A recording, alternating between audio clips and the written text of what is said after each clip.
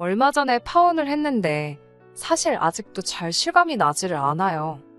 연애를 처음 시작하기 전부터 한참 둘이 사이좋게 연애할 때, 그리고 최근 결혼 이야기 보고 가며 준비하던 몇 개월 되지 않는 시간 동안 결혼 상대였던 남자친구와는 사소한 다툼 한 번 없었거든요.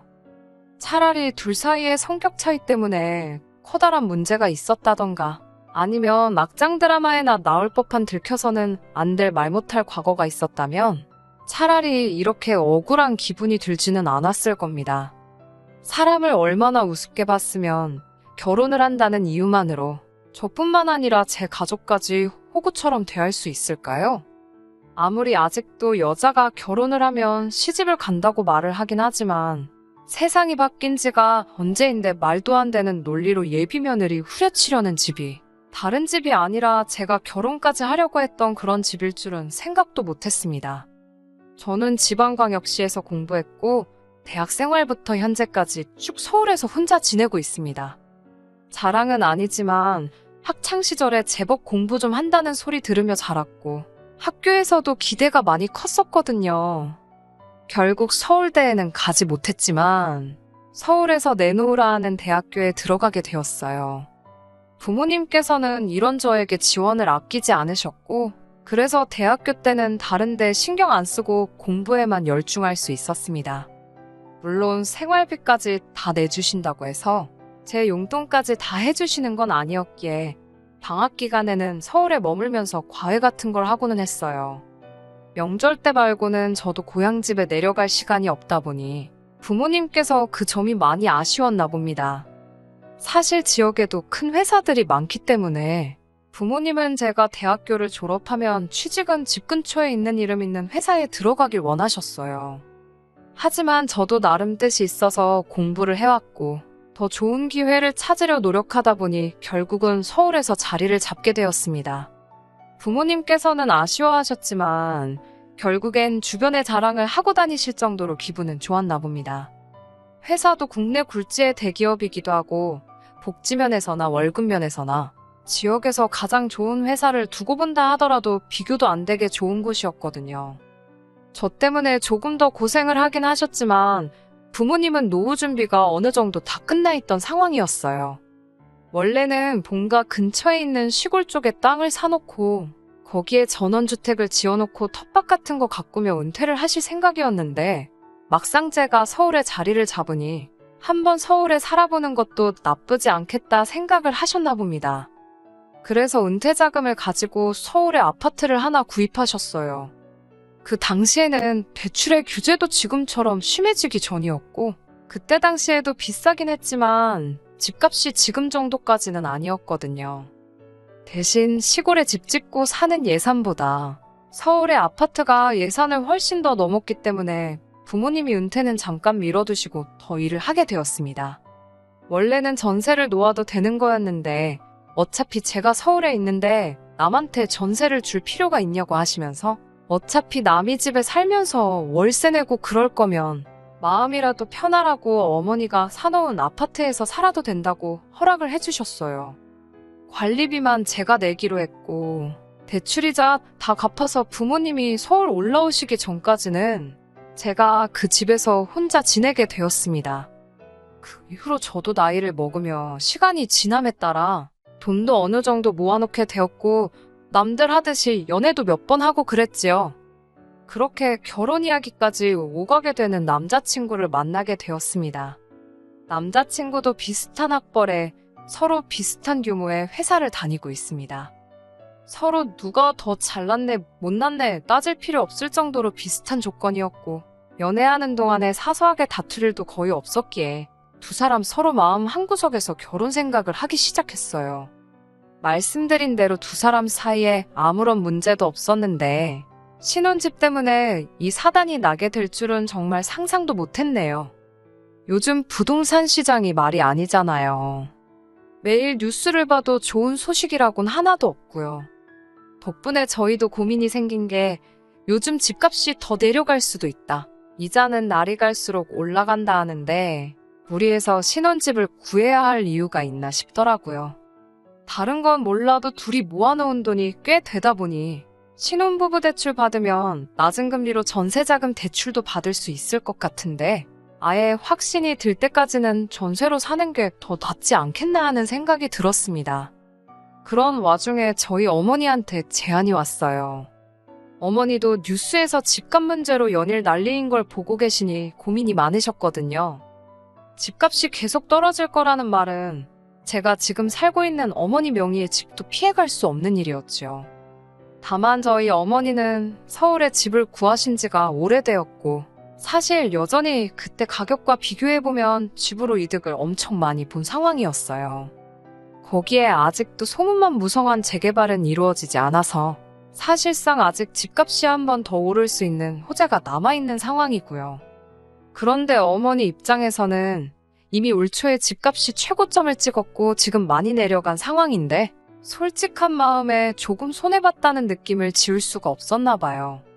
그래서 행여나 집값이 더 떨어지면 떨어진다고 하더라도 어떻게 될지는 모르니 향후 3년 정도는 무슨 일이 있어도 흔들리지 말고 지켜보자는 결론에 다다르셨고 어차피 3년 동안 손 안 댈 집인데 그러면 저희도 그때까지 그 집에서 지내라고 하라는 제안이었지요. 저희 입장에서는 아쉬울 게 하나도 없는 제안이었던 것이 어차피 제가 지금 살고 있는 집이기도 하고 새로 전세 구한다고 대출받을 필요도 없었고 여전히 관리비만 저희가 내면 된다고 하셨으니 비용을 절약하는 측면에서도 이 상황보다 더 나은 상황이 없었습니다. 남자친구한테 이 사실을 말했더니 남자친구도 집 때문에 걱정이 많았다면서 다행이라고 하더라고요. 그러면서 정말 잘 됐다고 하면서 이제 결혼 날짜만 잡으면 되겠다고 좋아했습니다. 그리고 그렇게 예비시댁에 인사를 드리러 갔을 때였습니다. 둘 사이에 아무런 문제도 없고 친정어머니 덕분에 신혼집까지 어느 정도 해결된 상황이라 마음이 많이 놓인 상황이었는데 예비 시모인 남자친구 어머니는 그 상황이 별로 달갑지만은 않은 듯 보였습니다.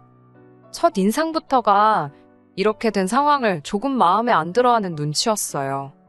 남자친구가 이미 모든 진행 상황을 말씀드렸던 것 같더라고요. 그게 잘못되었다고 생각한 적은 없습니다. 다른 사람도 아니고 예비 시모인데 저희 집에서 한 3년 정도 살 집을 내어주시기로 했다는 것 정도는 당연히 말할 수 있는 상황이라고 생각합니다. 그리고 이러나 저러나 현재 상황에는 제가 집을 어느 정도는 해결한 게 있으니 예비시댁 쪽에서는 어떤 걸 해야 할지 알아서 준비를 해야 할 수도 있는 상황이라고 생각했으니까요. 그런데 그걸 가지고 이 예비 시어머니가 저한테 머리를 조아리면 엎죽 엎드릴 필요까지는 당연히 없다고 생각했지만 적어도 이 상황을 마음에 안 들어 할 거라고는 생각도 하지 못했습니다. 예비 시어머니는 당신이 곰곰이 생각해봤는데 이런저런 게 조금 마음에 안 든다는 식으로 말을 꺼내더라고요. 당장 뾰족한 수도 없는데 뭐가 그렇게 문제인가 싶어서 어떤 점이 마음에 안 드시냐 단도직입적으로 물어봤습니다. 저만 무조건 옳은 게 아닐 수도 있으니 예비 시모의 의견 한번 들어보고 조율할 수 있는 부분은 당연히 조율을 하는 게 맞다고 생각을 했었으니 말이지요. 첫 번째로는 지금 제가 살고 있는 저희가 살게 될 집이 남자친구 회사에서 너무 멀다는 거였습니다. 그 집이 서울 외곽이긴 했지만 어쨌든 재개발 여지가 있고 역세권이라서 대중교통을 타는 데는 그 어떤 어려움이 없었습니다. 그런데 대중교통이 얼마나 잘 돼 있는 게 문제가 아니라는 거예요. 거리가 너무 멀어서 고생이라는 겁니다. 정작 남자친구 본인은 제가 어디서 사는지는 이미 알고 있었고 그 집에서 신혼살림 차려서 시작할 수 있다고 전했을 때 잘 됐다고 좋아했었거든요. 남자친구한테는 아무 문제 없는 거리인데 집을 해줘도 거리가 그렇게 먼 곳을 해주셨냐며 마음에 안 든다는 식으로 나오시는데 저라고 사람인데 당연히 그게 기분이 좋을 수가 없었습니다. 오히려 들었던 느낌은 어떤 이유 때문에 그러는 건지는 모르겠지만 예비시댁 쪽에서 저를 그렇게 반기는 듯한 느낌이 들지는 않았지요. 저한테는 예비신우가 되는 남자친구의 누나도 그날 자리에 같이 있었는데 그때는 예비신우의 그 말이 그런 꿍꿍이 속이 있어서 그런 거라고는 생각도 하지 못했습니다.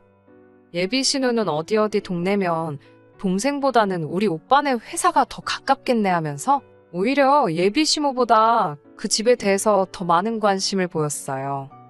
리모델링은 되었느냐, 서울 구축 아파트면 주차장이 많이 안 좋다고 들었는데 주차 공간은 붐비지 않느냐, 주변의 학구는 알고 있느냐 하면서요. 상황이 그런데 그래도 그 집에서 좋은 점을 찾아보려는 예비 신우의 행동이 저는 계속 무언가 마음에 안 든다는 식으로 나오고 있는 예비 신우를 설득해주기 위해서 저희를 도와주고 있는 거라고 생각했었습니다. 아무튼 그게 예비 신우와 처음 만나게 된 날이었는데 그 전까지는 남자친구랑 연애하면서도 단 한 번도 만나는 자리를 가지려고 한 적 없었던 예비 신우가 그 날을 기점으로 이따금씩 형식적인 안부 인사 정도를 나누는 사이가 되었습니다. 사실 그때까지만 해도 예비 신우가 저랑 잘 지내려고 하는 게 앞으로는 신우올케 사이로 지내게 될 저랑 가까워지기 위해서 그러는 거라고 생각을 했었습니다. 양가 상견례는 하지 않았지만 이미 양가에 서로 인사를 시켰던지라 그때부턴 남자친구와 데이트를 하면서도 스드메같이 저희가 간단하게 알아볼 것들은 미리 알아보고 있었습니다. 그런데 언젠가부터 남자친구가 무언가 저한테 말을 꺼내려고 하다 말고 표정도 어두워 보이는 게 뭔가 전하고 싶은 이야기가 있어서 저러는 건가 하는 느낌을 받았어요. 왜 그러냐고 제가 단도직입적으로 물어봤는데 딱히 아무것도 아니라고 대답만 회피하더라고요. 사실 이때부터 조금씩 안 좋은 촉이 오기 시작했습니다. 아니나 다를까 남자친구가 그렇게 행동하게 된 이후부터 예비 신우가 저한테 잘하려고 했던 이유, 시어머니가 뭔가 탐탁치 않아 한다는 것까지 전부 한 번에 알게 되었습니다. 예비 시어머니가 급하게 나눌 이야기가 있으니 자리 좀 만들어 보라고 했던 그날에 자리에 나가기도 전인데 왠지 안 좋은 촉이 들기 시작했었거든요. 급하게 나눌 이야기라던가 기니 할 이야기라던가 제 인생에 있어서 그런 식으로 시작된 자리에서 좋은 이야기가 나왔던 적이 한 번도 없었기에 당연히 무슨 일이 있어도 있겠다라는 생각을 해서 그런지 어느 정도 마음의 준비는 할 수 있었습니다. 나간 자리에서 계획에도 없던 예비 신우가 예비 시모와 같이 있는 모습, 그리고 남자친구가 그동안 데이트하면서 보여줬던 안 좋은 표정을 한자리에서 제 눈으로 직접 보니 안 좋은 예감은 거의 확신으로 바뀌게 되었습니다. 제가 도착해서 자리에 앉았는데도 한참 동안 아무도 말을 꺼내지 않고 어색함만 잔뜩 돌더라고요. 매도 빨리 맞는 게 낫다는 생각에 무슨 일로 자리를 만드셨냐 물었더니 예비 신우가 바로 본론으로 넘어가더라고요. 제가 지금 살고 있는 어머니 명의의 집에다가 신혼살림을 차리기로 들었다고요. 거기까지야 저도 이미 밝혔던 사실이니 그렇다고 대답했습니다. 그런데 대뜸 신우가 그 집에서 자기들이 지내면 안 되겠냐고 하는 겁니다. 그게 무슨 소리냐고 대본에 대답을 했지요. 그러니 신우가 하는 말은 어차피 그 집이 제 집도 아니고 고쳐서 사는 것도 아니고 3년 후에 비워줘야 한다고 들었는데 누가 들어가 살든 그게 뭐가 중요하냐고 하더라고요. 신우 남편이 다니는 회사가 그 집에서 가깝다고 거리가 먼 저희가 그 집에 들어가는 것보다 자기들이 들어가서 사는 게 오히려 이득이라고 하는 겁니다. 그러면서 첫째도 조금 있으면 초등학생이 되는데 그 동네가 서울에서는 학군도 나쁜 편이 아니다 보니 주변에 학원가도 괜찮게 있어서 애들 교육하는데도 지금 예비 신우가 사는 곳보다 그쪽으로 가서 사는 편이 자기들한테 이득이라고 하더라고요. 어이가 없어서 누가 들어가 살고 말고가 왜 안 중요하냐고. 그리고 그건 신우가 이득인 거지. 제가 이득을 보는 게 뭐가 있냐고 했어요. 지금이야 제가 살고 있는 집이고 결혼 후에도 제가 살게 될 테니까 저희 부모님께서 무상으로 살라고 허락을 해주신 거지. 구태여 다른 사람이 살게 할 거면 새를 놓지 뭐하러 그러시겠냐고요. 그러니 이젠 시모가 말을 가로채 이어서 말하기를 저보고 이기적이라고 하면서 왜 너 이득 볼 생각만 하냐고 하는 겁니다. 이제 한 식구가 될 텐데 저 혼자만의 이득을 생각할 게 아니고 가족 전체가 볼 이득에 대해서 생각을 해야 한다는 거예요. 그래서 100번 양보해서 신우가 살게 된다고 해도 우리 신혼집으로 쓰게 될 집에 신우가 들어가 산다면 우리는 당장 어디 가서 지내야 하냐 했습니다. 그러니 예비 시모는 단 1초도 고민하지 않고 그게 뭐가 어려운 문제냐면서 결혼하면 저 혼자만 짐 싸서 예비 시댁으로 들어오면 되는 거 아니냐 하더군요. 세상에 어떤 모자란 여자가 친정어머니 명의로 된 집을 신우한테 양보해주고 정작 본인은 남편 출퇴근하기 편하라는 이유로 시부모 살고 있는 집에 들어가 살겠나요? 더 돌려 말할 것도 없고 해서 이 말 그대로 전해주면서 저는 싫다고 했습니다. 예비 신우한테도 반대의 경우라면 언니는 언니네 시댁 들어가서 살 거냐고 물어보니 자기는 기꺼이 그러겠다고 하더라고요. 막상 실제로 그렇게 되면 그럴 생각 일도 없으면서 어떻게든 이득을 보려고 저러는 게 참 가증스럽기까지 했습니다. 남자친구는 일이 이렇게 진행될 걸 꽤나 오래전부터 알고 있었던 것 같아요. 그냥 똥 씹은 표정으로 아무 말도 못하고 허수아비 마냥 가만히 앉아있더라고요. 예비 시모가 말을 꺼내길 요즘 뉴스 안 보냐고 하면서 부동산 시장 다 망했다고. 저나 저희 부모님이 왜 그렇게 그 집에 집착을 하는지 모르겠다고 하는 겁니다. 어차피 내놔도 잘 나가지도 않는 집인데 그냥 가족끼리 양보한다 생각하고 살게 해주면 어디가 덧나냐고 하는 거예요. 그러면서 한다는 말이 아니면 신혼해보고 그 집을 사라고 할 테니 헐값에 넘기라더군요. 무슨 가격을 부르나 봤더니 암만 부동산 시장이 엉망이고 폭락을 했다고 해도 현재 시세가 6억 왔다 갔다 하는 아파트를 무슨 1억에 넘기네 마네. 그런 이야기를 하더라고요. 그러면 그 1억에 니들 모은 돈 가지고 아들 출근하기 편한 곳에 전세로 집 하나 구할 수 있지 않겠냐면서요. 그리고 이제 결혼할 사이인데 저랑 저희 부모님이 그 집 하나만 양보하면 제가 예비 시모와 신우한테 점수 하나는 톡톡히 따고 들어가는 것 아니겠냐고. 미리미리 점수 좀 따고 결혼 생활 시집해도 되는 거 아니냐고 하더라고요. 말하는 것부터가 어이가 없더라고요. 앞으로 3년간은 부동산 시장이나 이자 걱정 없이 신혼생활 시작할 수 있게 된 이 상황을 예비 시모는 마치 제가 신혼집을 해오는 걸로 생각하고 있나 보더라고요. 자기 엄마랑 누나가 말도 안 되는 똥고집을 부리면서 있는데 다행히 남자친구가 나서서 동조를 하거나 하진 않았지만 똥 씹은 표정하고서는 자기는 아무 잘못 없다는 식으로 자기도 피해자인 것 같은 표정을 하고 있더라고요. 그게 염치는 있구나 봐줄지언정 정신머리가 제대로 박힌 놈이 할 행동은 아니라는 생각이 들었어요.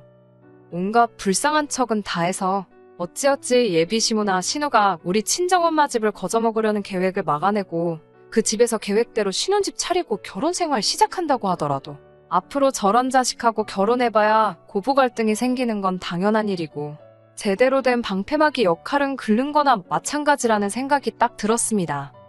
더 이야기할 것도 없었어요. 날강도라고 하더라도 이 정도로 양심 없게 남의 재산을 거저먹으려 들지는 않았을 겁니다. 그래서 조용히 자리에서 일어나서 한마디 했어요. 모자란 남자를 내 남편으로 받아들이는 거에 대해서 후회는 없겠지만 낯짝 두껍고 파렴치한 사람들을 내 남편의 가족이라는 이유 하나만으로 감싸고 가야 한다면 평생 후회 속에 살 것 같다고. 그리고 지금이 딱 그런 상황이라고요. 저는 결혼 후에 제 결정을 후회하면서 살고 싶은 생각이 없으니 이혼보다는 파혼이랬다고 그냥 결혼은 없던 일로 하자고 했습니다. 저나 저희 부모님을 얼마나 호구로 봤으면 살고 있는 집을 양보해주고 나는 시집살이를 해야 한다고 하질 않나. 시세의 절반도 안 되는 가격으로 집을 넘기라고 하질 않나 하고 있겠냐고요. 예비 시모는 상황 파악도 못하고 저보고 자기도 계산적인 며느리는 보기 싫다고 하더라고요. 그러니까 남자친구가 그제서야 얼굴이 사색이 되어서는 다 늦어서 제 편을 들기 시작하는 겁니다. 솔직히 엄마고 누나고 다 너무했다고 하면서 그동안 저랑 결혼 준비하면서 보였던 표정이 이미 진작부터 오고 갔던 이야기라는 건 어린애라도 눈치챘을 법한 상황이었어요. 하지만 너무 늦었죠. 파혼하게 생겼으니 늦게나마 저를 잡으려고 자기가 잘못한 거 뉘우치고 잘 하려는 것처럼 보일 수도 있겠지만 오히려 더 늦게 저렇게 액션을 취하는 게 더 괘씸했어요. 진작에 저렇게 나올 수 있었는데 집을 양보한 애만에 이 이야기가 끝까지 오고 갈 때까지 듣고만 있었다는 건 솔직히 간보는 거나 마찬가지잖아요. 되면 좋은 거고 안 되면 내 편 들어주는 척 하면서 내 마음 돌려놓고 남자친구한테 거지근성으로 똘똘 뭉친 너네 가족도 문제지만 너같이 속이 음흉한 놈이 더 문제라고. 이 파혼이 꼭 니네 가족 거지근성 때문에 되는 게 아니라고도 확실히 말해줬습니다. 더 말할 것도 없고 내가 너랑 결혼해서 니네 집 구석을 내 가족으로 들이는 게 우리 부모님이 가지고 계신 아파트 가격에 비하면 아무 이득될 것도 하나 없으니 결혼 이야기는 없는 걸로 하고 각자 갈 길 가자고 했습니다. 이제 와서 미안하단 말 할 것도 없고 애초에 잘못된 거 진작에 알았으면 미안할 일을 안 만들었으면 되는 거 아니겠냐고 하니 남자친구나 예비시모나 그 자리에 누구도 제 말에 그럴싸한 대답을 하는 사람은 아무도 없더군요. 주변 지인 중에서 저한테 그래도 그렇지 그렇게 오래 만나고 결혼 이야기까지 오고 가던 남자친구를 하루아침에 헌신작 버리듯이 버릴 수가 있냐고 하는 사람도 있더라고요. 대화로 해결할 수 있던 부분이 있지 않았겠냐고 너무 극단적이라고 하는데 저는 그런 말 들어도 여전히 제가 잘못했다는 생각이 들지는 않습니다. 오히려 괜히 질질 끌었다가 나중에 이 꼴 저 꼴 못 볼 꼴 다 보고 그리고 나서 후회 속에 이혼하는 것보다 길게 볼 것도 없이 결혼조차 안 하는 게 더 이득 아니겠냐는 생각이에요. 결혼이 사랑만으로 할 수 있는 게 아니라는 말이 오늘따라 더 와닿는 하루네요. 끝까지 들어주셔서 감사합니다. 오늘의 사연은 여기까지입니다. 구독과 좋아요, 알람 설정 부탁드리고 더 좋은 사연으로 다시 찾아뵙겠습니다. 감사합니다.